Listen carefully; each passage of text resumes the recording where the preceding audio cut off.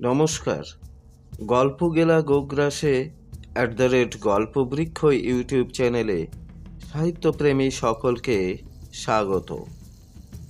শুধু দর্শক শ্রোতা, আজ আমি আপনাদেরকে পাঠ করে শোনাব বাংলা ছোট গল্পের একজন অসাধারণ শিল্পী সুশীল জানার লেখা একটি অসামান্য ছোট গল্প সখা। গল্পটি শুরু করবার আগে আপনাদের নিকট একটি বিশেষ আবেদন। আপনারা যারা আমাদের এই চ্যানেলটি সাবস্ক্রাইব করেননি, দয়া করে চ্যানেলটি সাবস্ক্রাইব করুন এবং বেল আইকনে চাপ দিয়ে রাখুন, যাতে করে আমাদের পরবর্তী পরিবেশনার সংবাদ আপনাদের নিকট পৌঁছে যায়। দয়া করে পরিচিতজনদের জানান আমাদের এই পরিবেশনার কথা। আমাদের এই পরিবেশনা আপনাদের কেমন লাগছে দয়া করে জানালে আমরা উৎসাহিত বোধ করব। দয়া করে লাইক, শেয়ার, কমেন্ট ইত্যাদি করবেন। ধন্যবাদ। শুরু করা যাক। ছোট গল্প সখা, লিখেছেন সুশীল জানা। লগর মাঝির সঙ্গে তোমার শাদী হবে? বংশী সকৌতুকে বললে। তবে যে তুমি হলে মোর সয়া, লগর যে মোর সাঙ্গাত ছিল। মংলা কেমন অন্যমনে বললে, সে কথার পর 4-5 বছর কেটে গেল। লগর এখন কোথায়? সে তো চলে গেল কয়লার খাদে, মরা গলায় আস্তে আস্তে বলে মংলা। হঠাৎ একদিন চলে গেল ক্ষেপে। তারপর 4-5 বছর কেটে গেছে।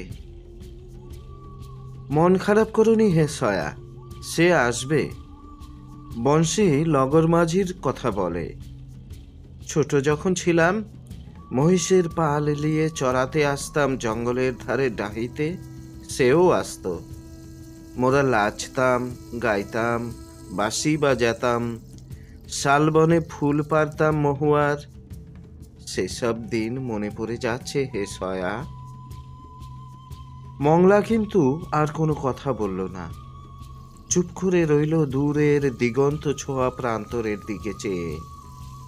তার উজ্জ্বল কালো চোখে এই শূন্য পোড়া প্রান্তরের শূন্যতা প্রতিবিম্বিত হয় বুঝি কয়েক মুহূর্তের জন্যে। তারপর গা ঝাড়া দিয়ে উঠে বলল, সেদিন উড়ে পুড়ে গেছে। জঙ্গল লিয়েছে জমিদার, গঙ্গর ডাহি লিয়েছে কাগজে কল। জমিন গেছে, গোমহিষ গেছে, সুখ গেছে, শান্তি গেছে হে বিদেশি। আমি এখন কাগজ কলের ঘাস কেটে মরি, আর তুমি কিনা গাঁ ছেড়ে আজ লুকিয়ে আছো মোর ঘরে।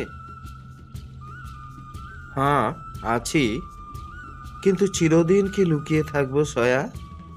আবার ঘুরে আসবে সেদিন। কি জানি বিদেশি। মুখে তুমি এখনো বিদেশি বলে ডাকবে সয়া? মংলা হেসে বললে, তুমি তো তাই বলেছিলে একদিন মাঝি। আজ তো একটা সম্পর্ক বেরিয়ে পড়ল সয়া। হঠাৎ একটা বিষণ্ণতার ছোঁয়া লাগে মংলার মুখটায়। তবু মুখে একটু হাসি টেনে এনে বলল, যাই, গরম জল আনি, তোমার ঘা ধুয়ে দিতে হবে। ঘুরে এলো খানিক বাদে মংলা গরম জল নিয়ে। পায়ের ঘা ধুতে বসলো বংশীর। বংশী নিজের ঘায়ের দিকে চেয়ে চেয়ে বললে, শালাদের গুলিটা ভাগ্যে ফুঁড়ে বেরিয়ে গেছে, না হলে পচে মরতে হতো তোমার ঘয়ে সয়া। মংলা কোনো কথা বলল না। মুখ নিচু করে এক মনে জলের ছিটে দিয়ে ঘা ধুতে লাগলো। বংশী ফের বললে, সেরে এসেছে নাকি বলো? মংলা অন্যমনে শুধু বলে, হুম। হঠাৎ বংশী মুখ খিঁচিয়ে আর্তনাদ করে উঠল, আস্তে আস্তে আস্তে হে সয়া। মংলা বোধহয় নিঃশব্দে একটু ফিক করে হেসে ফেলেছিল। বংশী বললে, হাসলে যে? এমনি। মংলা মুখটা আরো গোঁজ করে ঘা ধুতে লাগলো। এমনি হাসলে? মংলা আর কোনো কথা বললে না। এমনি সে হাসেনি ঠিক। ভাবছিল এই লোকটাকে প্রথম যেদিন সে আবিষ্কার করলো তার জ্বালানির মাচার মধ্যে, সেদিনের কথা। ঠ্যাংটা দেখা যাচ্ছিল শুধু, আর এক জায়গা থেকে রক্ত চুইয়ে পড়ছিল মাটিতে। মনে হবে বুঝি ওই রকম একটা ঠ্যাং কে যেন জ্বালানির মধ্যে কেটে ঢুকিয়ে রেখে গেছে। চমকে উঠেছিল। ঠিক ভয় পায়নি মংলা। নিঃশব্দে ঘুরে গিয়ে চাল থেকে টাঙ্গিটা নামিয়ে ফিরে এসে বলেছিল, কে ঢুকেছিস বটে? বেরিয়ে আয়, না হলে দিলাম ঠ্যাং কেটে। প্রথমে ঠ্যাংটা নড়েও না চড়েও না, তবে দিলাম টাঙ্গির কোপ। মংলা ধমকেছিল। একটা জওয়ান মরদ বেরিয়ে এলো তারপর, তার জাতের মানুষ। শুধু মাথায় নেই যা ঝাঁকড়া ঝাঁকড়া চুল। বেরিয়ে এলো ঠ্যাং ঘষ্টে ঘষ্টে, তারও হাতে টাঙ্গি। কে তুই বটে? মংলা রুখে দাঁড়িয়েছিল। চিনবেনি মোকে? আমি বিদেশি। বিদেশি? কোন গায়ের লোক বট হে? লোকটা মংলার কুঁড়ের পেছনের জঙ্গলটা দেখিয়ে দিয়ে বলেছিল, জঙ্গলের ওপার গির্ধিনী। তো মোর মাচার মধ্যে ঢুকলি কেনে? লোকটা অক্লেশে বললে, রাতটা থাকতাম। আর দিন এখনো শেষ হয়নি, ঢুকেছিস মোর মাচার মধ্যে?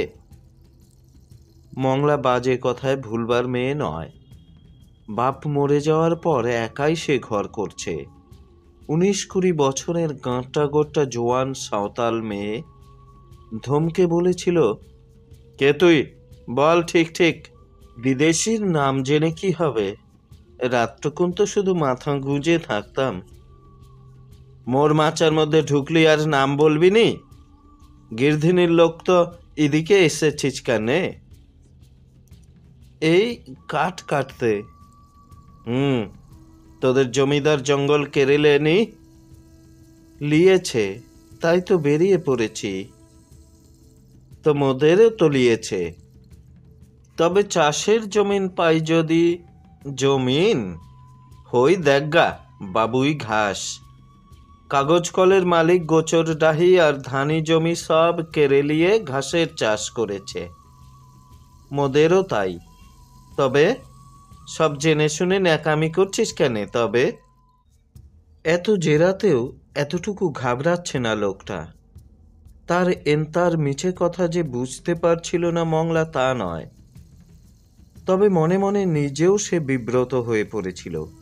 কি করবে সে এ লোকটাকে নিয়ে?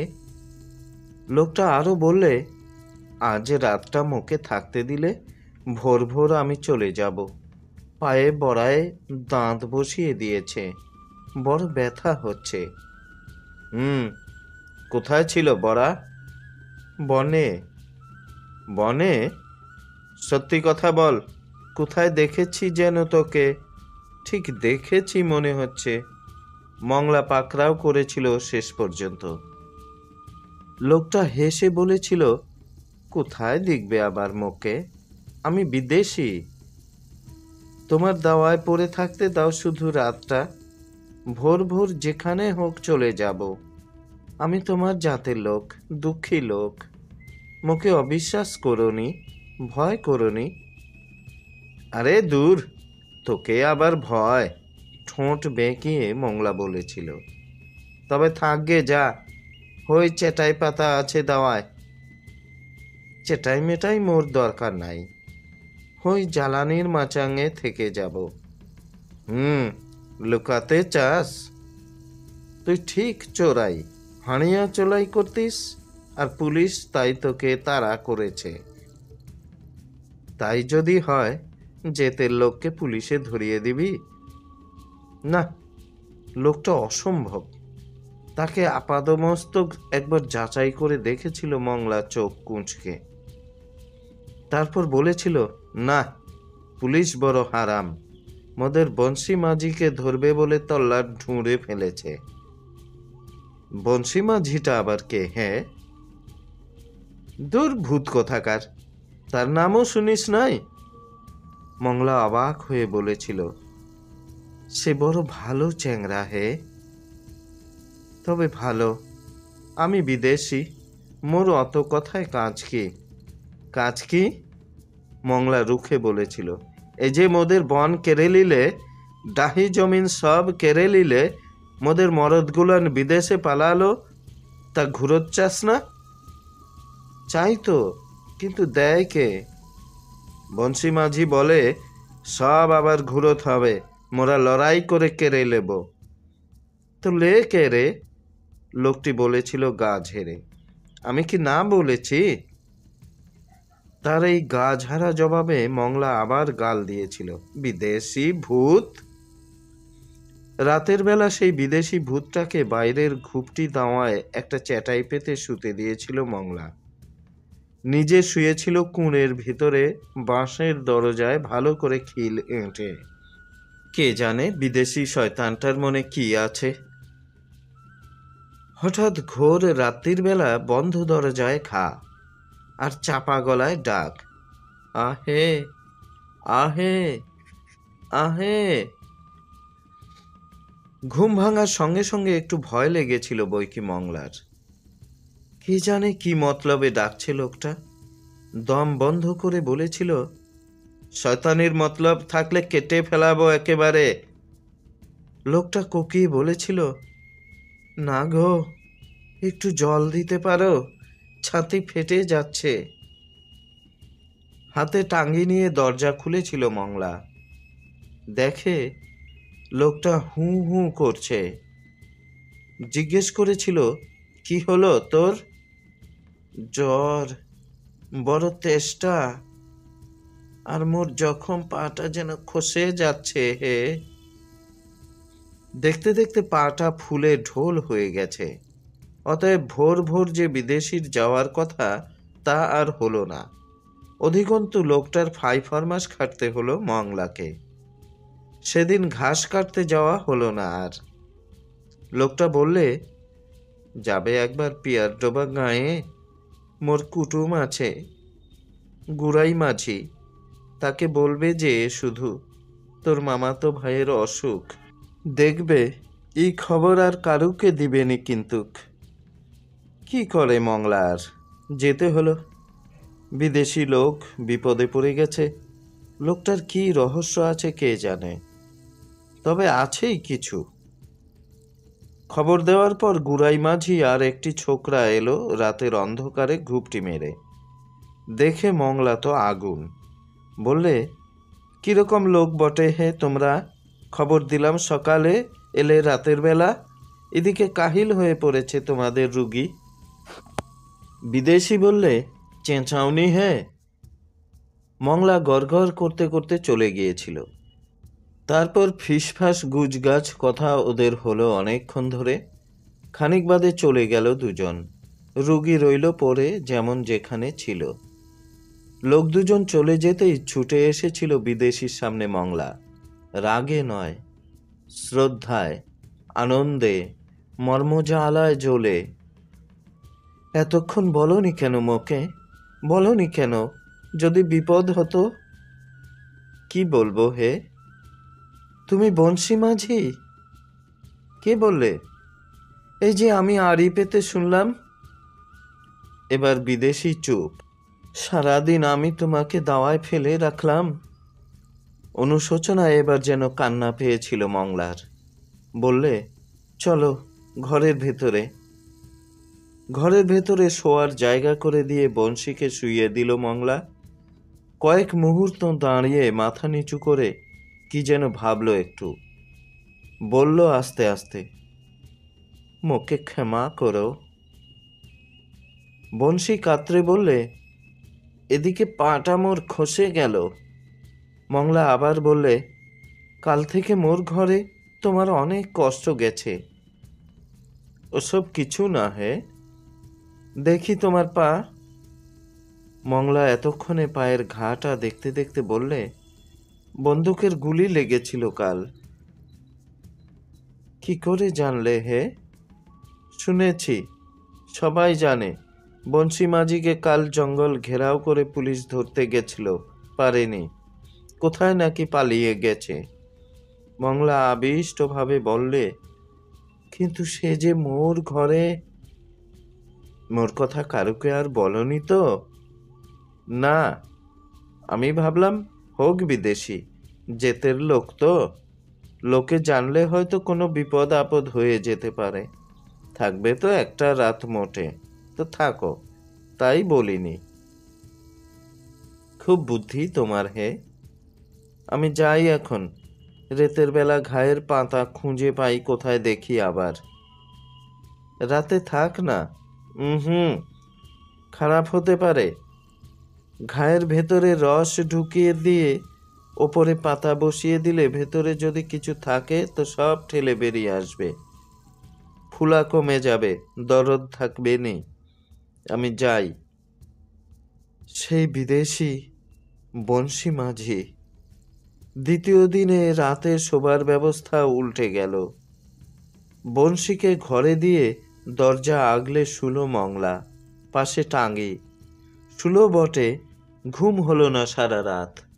বাইরের প্রতিটি শব্দে চমকে উঠতে লাগলো ক্ষণে ক্ষণে। বংশী বলেছিল একবার, বাইরে শুলে যে তুমি? হ্যাঁ, কেউ এলে রইলাম আমি। তুমি ততক্ষণে ঘরের দেওয়াল ভেঙে চলে যেতে পারবে বনের দিকে। বংশী মাঝির এত কাণ্ডে হাসবে না মংলা। ঘা এখন সেরে আসছে, আর কদিন বাদে দিব্যি চলে বেড়াতে পারবে। খোঁড়া হয়ে যাওয়ার বিপদ কেটে গেছে। প্রথম দিনেই পাতা বেঁধে দিলে এত কাণ্ড হতো না, ঘা পচে বেশিয়ে উঠত না। কিন্তু প্রথম দিন লোকটা মাচা থেকে ঘষ্টে ঘষ্টে বার হয়ে এসে বললে কিনা, বিদেশি।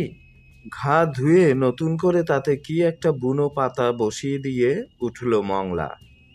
বললে, পা এবার সেরে উঠেছে মাঝি, কিন্তু খবরদার বাইরে বেরিও নি। কৌতুক করে বংশী বললে, কোথায় যাব আর সয়া? অমন শুয়ে বসিয়ে খাওয়াবে কে? মংলারই ঘরের কোণ ছেড়ে কোথাও যেতে আর মন নাই মোর। মনে রইল মাঝি, বলে নিজের একটা আবেগ চাপবার জন্যে তাড়াতাড়ি উছলানো মুখটাকে ঘুরিয়ে নিল মংলা অন্যদিকে। আস্তে আস্তে বললে, এবার যাই আমি ঘাস কাটতে, দেরি হলে পয়সা কাটবে চোরগুলান। দিনের শেষে মংলা সেদিন যখন ঘুরে এলো, তখন খোঁপায় তার কৃষ্ণচূড়ার এক থোকা ফুল গোঁজা। এসে দাঁড়ালো বংশীর সামনে। সারাদিনের ক্লান্ত মুখটাও যেন মিষ্টি হাসিতে ভরে আছে। শুধলে, বাইরে বেরোয়নি তো বিদেশি? কৌতুক করে বংশী বললে, হ্যাঁ, ঘুরে এলাম তোমাদের গাঁয়ের বস্তি। মুহূর্তে পাংশু হয়ে উঠল মংলার মুখ। বংশী হাসল। মংলা বললে, তুমি তো জানো না মাঝি, তোমাকে ধরবার জন্য 2 কুড়ি 10 টাকা দেবে বলে সরকার ঢোল দিয়েছে। যদি কেউ। মংলা ভয়ে থেমে গেল। বংশী বললে, বলো কি গো সয়া? তবে তুমি খবর দিয়ে এসো সরকারকে, তারপর ওই 2 কুড়ি 10 টাকা দিয়ে চলে যাও সাঙ্গাতের কাছে রেলগাড়িতে চেপে। এই কথা তুমি বললে মাঝি? মংলা ভারী চোখ তুলে তাকালো এক দৃষ্টে বংশীর দিকে। বংশী হেসে উঠল, বললে, আচ্ছা, মোর কথা হয় ঘুরত দাও, যেওনি তুমি। কিন্তু সয়া, মাথায় ফুল দিয়েছ, মুখ চোখ কেমন ধারা। আজ ঠিক মোর সাঙ্গাতের কথা মনে পড়ছে তোমার। মুখ চোখ ভারী হয়ে উঠল মংলার। বংশীর সামনে যেন দাঁড়াতে আর সে পাচ্ছিল না। যাওয়ার সময় বলে গেল শুধু, সে মোর কাছে মরে গেছে। ডেকে আর হালকা কথা বলতে সাহস হলো না বংশীর। মংলা বাইরে গিয়ে কিছুক্ষণ থমকে দাঁড়িয়ে রইল অন্ধকারে। তারপর খোঁপার ফুলগুলো টেনে কি ভেবে অন্ধকারে ছুঁড়ে ফেলে দিল। সহসা কেন তার মনে হলো ফুলের আর তার দরকার নেই। দাঁড়িয়েছিল যে একভাবে। এমন সময় সন্ধ্যের অন্ধকারে গা ঢাকা দিয়ে সামনে এসে দাঁড়ালো এক সাঁওতাল আধবুড়ো। বললে, বলো বন মাঝিকে, পিয়াশাল থেকে এসেছি। মংলা বললে, চলে যাও ঘরের ভিতরে। কিছুক্ষণ বাদে আবার একটি লোক বেরিয়ে এলো। বনের ভিতর থেকে ঘুপটি মেরে বললে, শালবনী থেকে এসেছি, বন মাঝিকে বলো। এমনি করে লোক এলো আরও কয়েকজন। গোদা, পিয়াশাল, শালবনী, পিয়াসডোবা, কালীপাত্রী, চন্দ্রকোনা জমায়েত হলো এসে এসে একে একে। এমনি হয় এক এক দিন। বিরাট এক পাহাড়ি জঙ্গলের কিনারা ঘিরে আদিবাসী এলাকা, লাঞ্ছিত, লুণ্ঠিত, দরিদ্র। গড়গড় করছে আরণ্যক জীবন, আগুন জ্বলে ওঠার আগে গুমরে মরা ধোঁয়ার মতো। সেই অসন্তুষ্ট ঘূর্ণাবেগ ধোঁয়ার তালে যেন ঘর ভরে যায় মংলার। সেদিন অনেক কী সব সলা পরামর্শ করে ওরা চলে গেল একে একে। রাত যখন গভীর হলো, মংলা এতক্ষণ বসেছিল দাওয়ার এক কোণে। এসব কথার মাঝখানে বংশী মাঝি তাকে ডাকে না, বরং কথার ছলে যেন সরিয়ে দেয়। হয়তো কোনো গোপন কথা হয়, রাগ হয়, অভিমান হয় মংলার। তারই ঘরে লুকিয়ে থেকে বংশী মাঝি তাকে অবিশ্বাস করে। সেদিন সবাই চলে যাবার পর মংলা উঠি উঠি করছিল ঘরের ভেতরে যাবে বলে। এমন সময় চমকে উঠে দেখে, ধপধপ করে খোঁড়া পা টেনে স্বয়ং বংশী মাঝি এসে হাজির বাইরের দাওয়ায়। সয়া। মংলা তাড়াতাড়ি তার সামনে ছুটে এসে দাঁড়ালো। বংশী মাঝি দুটো হাত মুঠো করে ধরল তার, বলে উঠল, তুমিই হলে মোর খাঁটি সয়া। মুখ ফুটে বলতে হয় না কিছু, প্রাণের কথা আপনি বুঝে লাও। কি হলো মাঝি?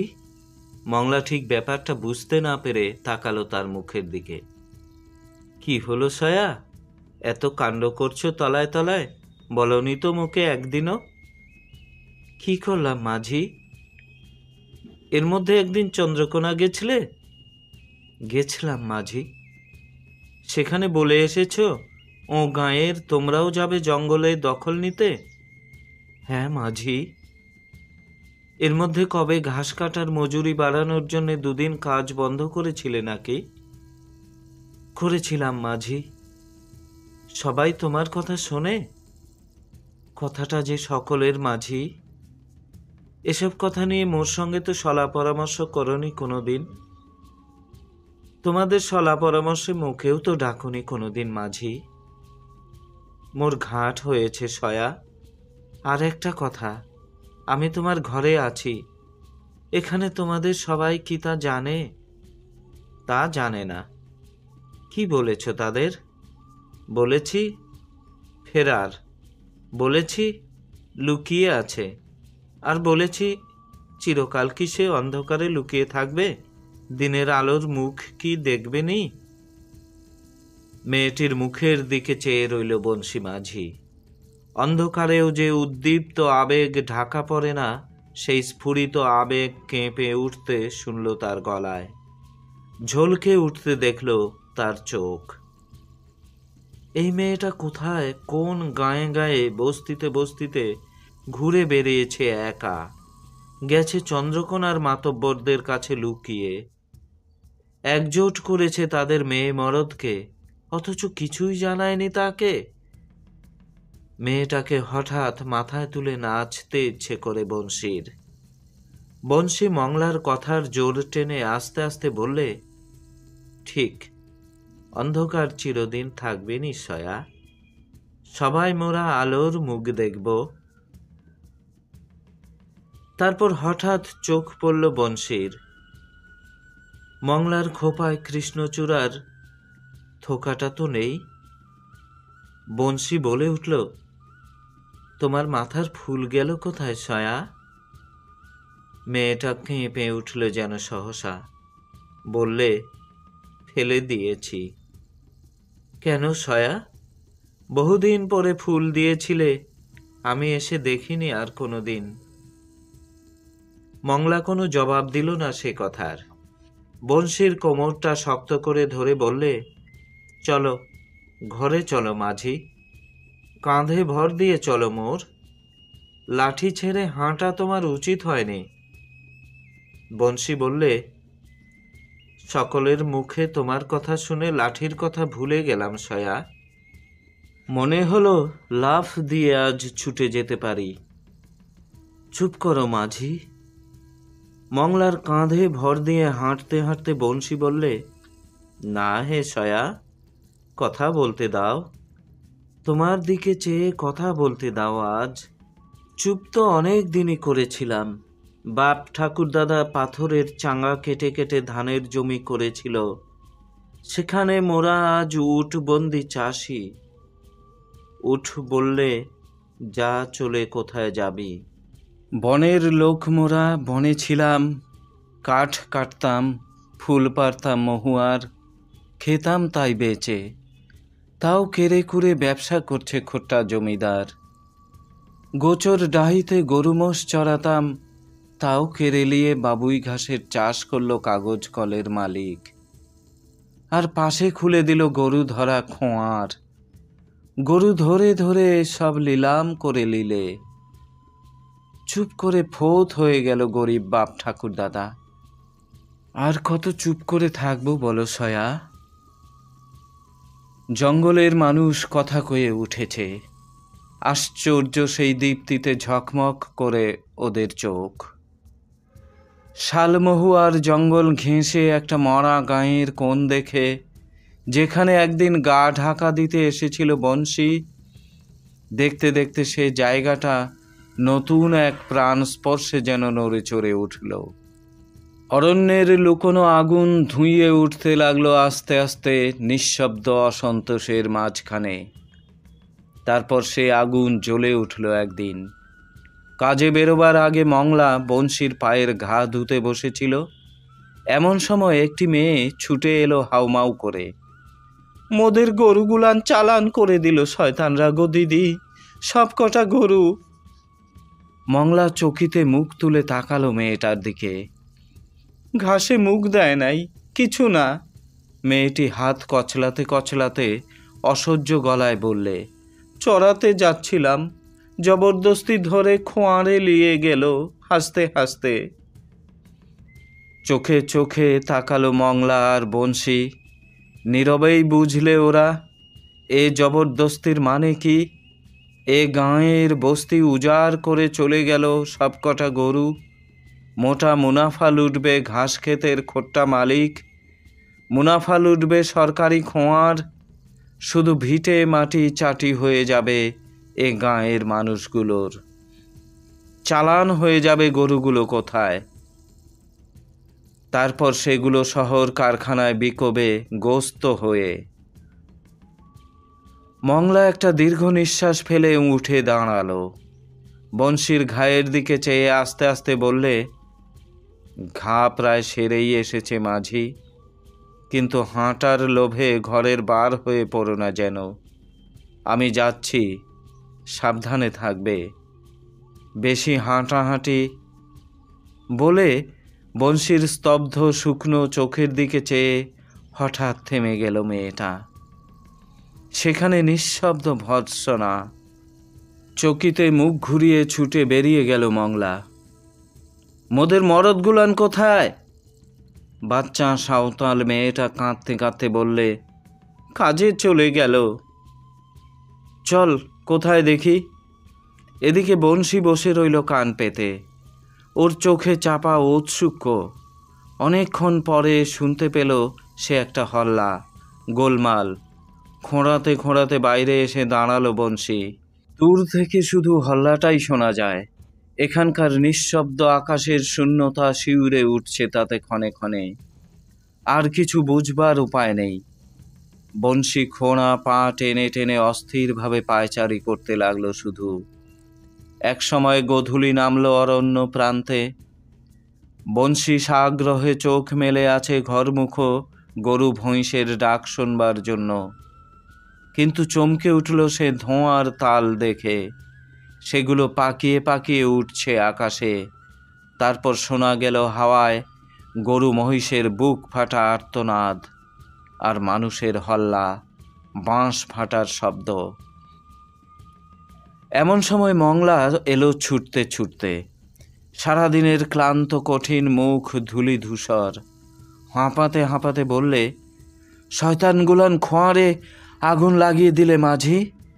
মোরা সবাই গরুর জন্যে ক্ষেতের কাজ বন্ধ করে বসেছিলাম, ওরা আগুন লাগিয়ে দিলে। ক্ষোভে ব্যর্থতায় যেন চোখ ফেটে জল বেরিয়ে এলো ওর শুকনো চোখ থেকে। বংশী তাকিয়ে আছে নীরবে স্তব্ধ চোখে। মংলা বললে, এবার তুমি পালাও মাঝি, হারামিরা পুলিশ ডাকবে। পালাও তুমি, না হলে ধরা পড়ে যাবে। চলে যাব বলছো? হ্যাঁ, আজই পালাও। তাই ভালো, চলে যাই তবে জঙ্গলের ওপার। কিন্তু তোমার পা যে এখনো ভালো করে সারেনি মাঝি। ও ঠিক আছে সয়া, চলে যেতে পারবো। ভাবছি শুধু, তোমার বনের ধারের মাতলা নদীটা পার হব কি করে। অথচ জঙ্গলের ভেতর দিয়ে গেলেই ভালো হয়। মংলা বললে, কলার মন্দাস করে দেব, ভেবনি মাঝি। চলল পালাবার তোড়জোড়। সন্ধ্যের অন্ধকারে কলা গাছ কেটে ভেলা তৈরি করে লুকিয়ে রেখে এলো মংলা ঝাঁটি বনের ভেতরে। বংশীর নির্দেশ মতো বাঁশের মোটা একটা লাঠি কেটে রাখলে, কয়েকজনকে পাহারায় রাখলে দূরে দূরে। বংশীর সঙ্গে দেওয়ার জন্যে বাঁধল ছোট ছোট গুটি দুই পুঁটলি। আজ সারা সন্ধেটা কেবলই মনে হতে লাগলো তার, একটি লোক আজ চলে যাবে, এতদিন যে ছিল তার ঘরে। রাত যখন গভীর হলো তখন ডাকলো মংলা, মাঝি। গলার স্বরটা বড় ভারী লাগে নিজেরই কানে। বংশী মুখ তুলে তাকালো। মনে হলো মেয়েটা পরিশ্রান্ত, ক্লান্ত, বিধ্বস্ত। অনেক কাজ করেছে হয়তো। পুঁটলি দুটোর দিকে চেয়ে বংশী বললে, এসব কি সয়া? দুটো চিড়ে মুড়ি, আর ওটায় আছে গুড়, পাটালি, নারকোল, রাস্তায় খাবে। এসব করেছ আবার? বনেই যে দুদিন কেটে যাবে মাঝি। তোমার দেওয়া শুধু এই লাঠিটা ধরে আমি হেঁটে যেতে পারতাম সারা বন। বলে বংশী লাঠিটা তুলে নিল। মংলা পুঁটলি দুটো লাঠিতে বেঁধে ঝুলিয়ে দিয়ে সামনে থেকে সরে দাঁড়ালো। তাকালো শুকনো চোখে বংশীর দিকে কয়েক মুহূর্ত। ফিসফিস করে বললে, যাও মাঝি। বংশী পুঁটলি বাঁধা লাঠিটা কাঁধে তুলে নিয়ে বললে, যাই তবে সয়া, দিনের আলোয় দেখতে আসবো আবার। দিন যেদিন আসবে, আজ পালাচ্ছি অন্ধকারে। ভেবনি তুমি, আমি জানি সাঙ্গাত ভোর একদিন আসবেই। মোদের জঙ্গল যেদিন ঘুরিয়ে নেব, জমিন যেদিন মোদের হবে, সেদিন কেউ ছেড়ে যাবেনি আর গাঁয়ের মাটি। একদৃষ্টে গভীর কালো চোখ দুটো মেলে চেয়ে রইল মংলা। পাথর কুঁদো মুখে ঠোঁট দুটো নড়ে উঠল একবার, কিন্তু কিছু বললে না। বংশী দাওয়া থেকে নেমে আস্তে আস্তে অন্ধকারে মিশে গেল। সেই দিকে শুকনো চোখ মেলে চেয়েছিল মংলা। হঠাৎ মনে পড়ল, তাই তো, সেই যে বিদেশির হাতে টাঙ্গিটা ছিল একদিন, সেটা তো দেওয়া হলো না। সামনের চালেই গোঁজা ছিল সেটা। তাড়াতাড়ি সেটা পেরে নিয়ে ছুটল সে বনের দিকে। সামনে বংশী যাচ্ছে। পেছন থেকে ডাকলো মংলা, মাঝি। বংশী ঘুরে দাঁড়ালো। মংলা বললে, তোমার টাঙ্গি। টাঙ্গি? বংশী বললে, থাক সয়া, ওটা তোমার কাছে। তোমার ছেলে হলে তার হাতে দিয়ে বলো মোর কথা। বলো মোর সাঙ্গাতকে। এক মুহূর্তের জন্য থমকে দাঁড়ালো মংলা, তারপর টাঙিটা নিয়ে ছুটে পালিয়ে এলো ঘরে। এসে কুঁড়ের ঝাঁপ বন্ধ করে হু হু করে কাঁদতে লাগলো উপুর হয়ে। কেন যে কাঁদলো মেয়েটা সেই শুধু জানে। শুধু দর্শক শ্রোতা, এই সঙ্গেই শেষ হলো সুশীল জানার লেখা অসাধারণ একটি ছোট গল্প সখা। শুধু দর্শক শ্রোতা, আজ এই পর্যন্তই।